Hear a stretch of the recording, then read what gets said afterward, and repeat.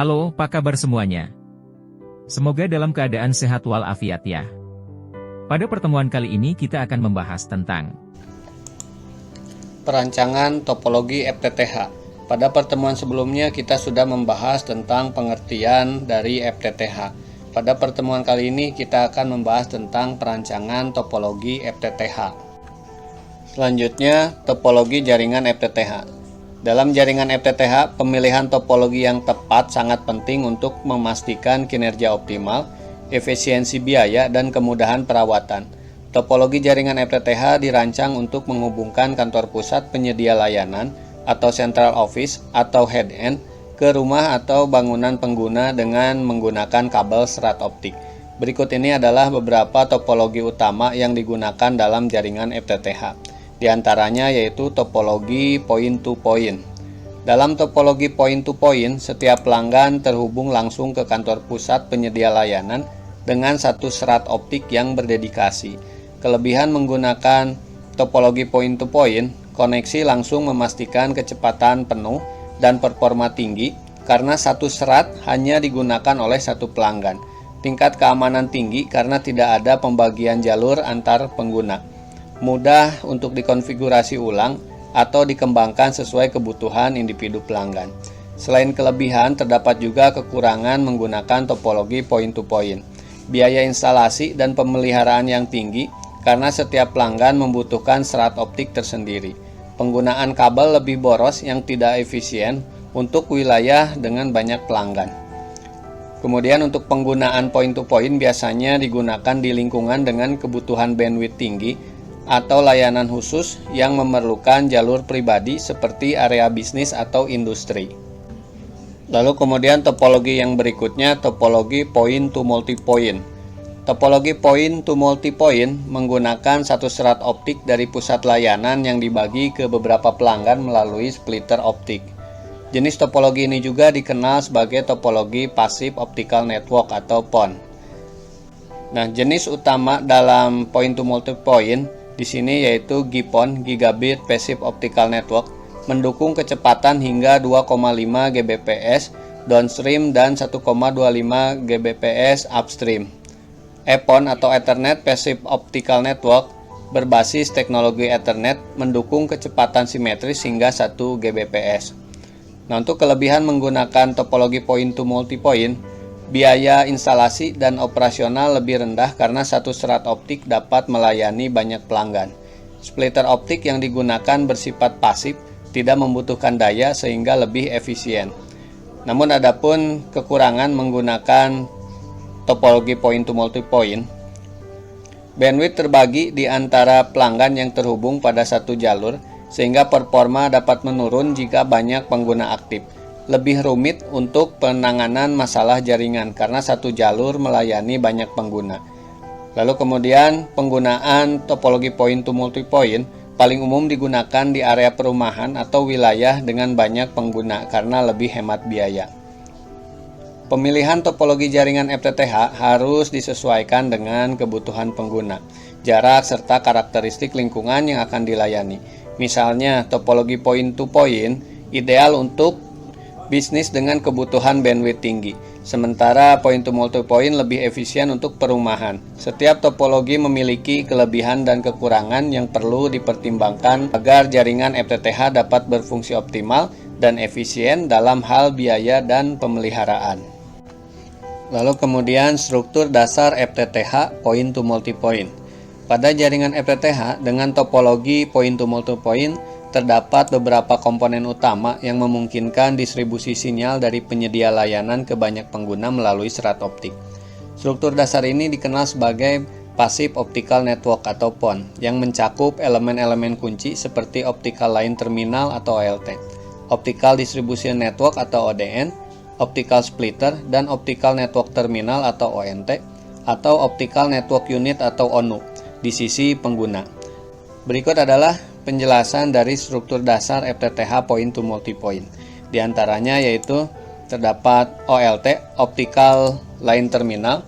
Nah, ini biasanya berlokasi atau ditempatkan di pusat data atau kantor pusat penyedia layanan atau head-end. Yang berfungsi, OLT bertanggung jawab untuk mengirimkan dan menerima sinyal optik ke dan dari jaringan PON. OLT mengelola lalu lintas data antara jaringan penyedia layanan dan jaringan akses atau jaringan ke rumah pengguna. OLT memiliki peran utama sebagai pengubah sinyal elektronik dari jaringan backbone penyedia layanan menjadi sinyal optik. Lalu kemudian sebagai pengelola pembagian bandwidth dan alokasi data ke masing-masing pelanggan. Lalu kemudian mengkoordinasikan sinyal upstream dari pelanggan ke OLT dan downstream dari OLT ke pelanggan. Lalu kemudian yang berikutnya Optical Distribution Network atau ODN. ODN adalah jaringan distribusi serat optik yang menghubungkan OLT dengan pengguna akhir. ODN mencakup berbagai komponen seperti kabel serat optik, konektor, dan optical splitter yang berfungsi menyediakan jalur distribusi sinyal optik dari OLT hingga ke pelanggan. Untuk komponen utamanya, ODN ini terdapat fiber optic kabel, media utama untuk mengirimkan sinyal optik dari pusat penyedia ke pelanggan. Lalu kemudian ada optical splitter, komponen pasif yang membagi sinyal optik dari satu serat menjadi beberapa jalur untuk didistribusikan ke banyak pelanggan. Splitter ini memungkinkan satu OLT melayani banyak ONT dengan membagi sinyal secara efisien. Lalu kemudian yang berikutnya ada optical splitter. Optical splitter adalah perangkat pasif yang membagi sinyal optik dari OLT ke beberapa jalur menuju pelanggan, yang berfungsi memungkinkan satu serat dari OLT dibagi ke banyak pengguna tanpa membutuhkan daya tambahan. Untuk tipe pembagian, biasanya splitter memiliki rasio pembagian seperti 1:4, 1:8, 1:16, atau 1:32, tergantung pada jumlah pelanggan yang ingin dilayani di area tertentu.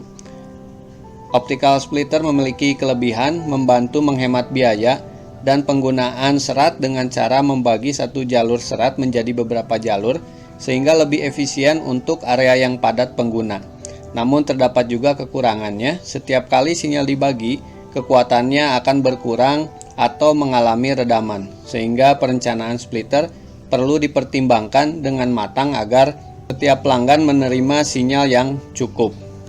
Lalu kemudian yang berikutnya Optical Network Unit atau ONU atau Optical Network Terminal atau ONT. Nah, ini biasanya berlokasi ditempatkan di sisi pengguna, biasanya di dalam rumah, gedung atau area yang terhubung dengan perangkat pengguna. Fungsinya mengubah sinyal optik dari jaringan serat menjadi sinyal listrik yang dapat digunakan oleh perangkat pengguna seperti router, komputer, atau telepon. Nah, untuk ONT atau ONU ini berfungsi untuk menyediakan koneksi internet, TV, atau layanan telepon bagi pelanggan. Lalu kemudian mengelola lalu lintas data pengguna dan mengirimkan sinyal upstream ke OLT jika diperlukan. Lalu kemudian ONT versus ONU. Dalam banyak konteks, ONT dan ONU dapat merujuk pada perangkat yang sama. Namun ONU bisa juga merujuk pada perangkat yang menghubungkan sekelompok ONT ke OLT dalam area tertentu. Lalu kemudian adapun kelebihan menggunakan struktur FTTH point to multipoint. Di antaranya yaitu dari segi efisiensi biaya, penggunaan splitter memungkinkan penghematan kabel serat optik karena satu kabel dapat melayani banyak pelanggan. Lalu kemudian instalasi pasif, optical splitter tidak membutuhkan daya listrik sehingga perawatan dan operasionalnya lebih hemat. Lalu kemudian mendukung banyak pengguna. Dengan topologi ini, satu OLT dapat melayani hingga ratusan ONT tergantung pada jumlah splitter dan rasio pembagiannya. Lalu kemudian selain kelebihan ada juga kekurangan apabila menggunakan struktur FTTH point to multipoint. Di antaranya yaitu untuk redaman sinyal, setiap pembagian sinyal di splitter menyebabkan redaman. Oleh karena itu, jumlah splitter dan panjang kabel perlu diperhitungkan dengan hati-hati untuk menjaga kualitas sinyal. Lalu kemudian bandwidth menjadi terbagi. Bandwidth dari OLT akan dibagi di antara semua pelanggan yang terhubung melalui splitter sehingga kecepatan bisa menurun jika banyak pengguna aktif secara bersama. Berikutnya, alur kerja di jaringan FTTH point to multipoint.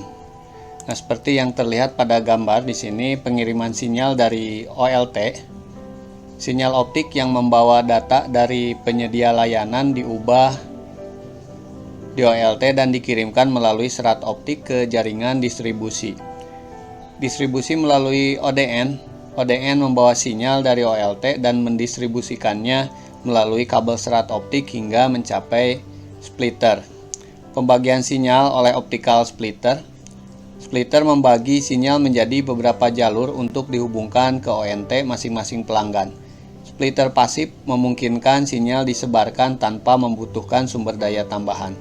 Lalu kemudian penerimaan sinyal oleh ONT atau ONU. Setiap pelanggan menerima sinyal dari splitter melalui ONT. ONT ini mengubah sinyal optik menjadi sinyal listrik yang bisa digunakan oleh perangkat pengguna seperti router atau telepon. Lalu kemudian untuk pengiriman balik atau upstream, data dari perangkat pengguna di rumah dikirim melalui ONT ke OLT melalui splitter dan ODN. OLT kemudian meneruskan data ini ke jaringan penyedia layanan seperti internet atau jaringan telekomunikasi. Nah, jadi struktur dasar FTTH point-to-multipoint menyediakan solusi hemat biaya dan efisien untuk distribusi internet dan layanan telekomunikasi ke banyak pengguna. Dengan struktur ini, satu jaringan serat optik dari OLT dapat menjangkau banyak pelanggan melalui penggunaan splitter pasif dan ONT, yang memastikan performa tinggi dalam distribusi layanan berbasis internet langsung ke rumah atau gedung pelanggan. Lalu kemudian yang berikutnya, faktor yang mempengaruhi desain topologi FTTH. Desain topologi FTTH dipengaruhi oleh beberapa faktor, terutama karena sistem ini membutuhkan investasi yang besar dalam infrastruktur. Berikut adalah beberapa faktor yang mempengaruhi desain topologi FTTH. Di antaranya yaitu kepadatan penduduk dan distribusi pengguna. Kepadatan penduduk di area target akan mempengaruhi pilihan desain. Area dengan kepadatan tinggi lebih cocok untuk topologi Passive Optical Network atau PON, karena memungkinkan pengguna splitter untuk membagi sinyal optik, mengurangi jumlah kabel yang dibutuhkan. Sehingga area dengan kepadatan rendah, jaringan point-to-point mungkin lebih efisien. Lalu kemudian faktor berikutnya, biaya dan anggaran. Pemasangan FTTH membutuhkan investasi tinggi baik dalam infrastruktur kabel serat optik maupun perangkat kerasnya.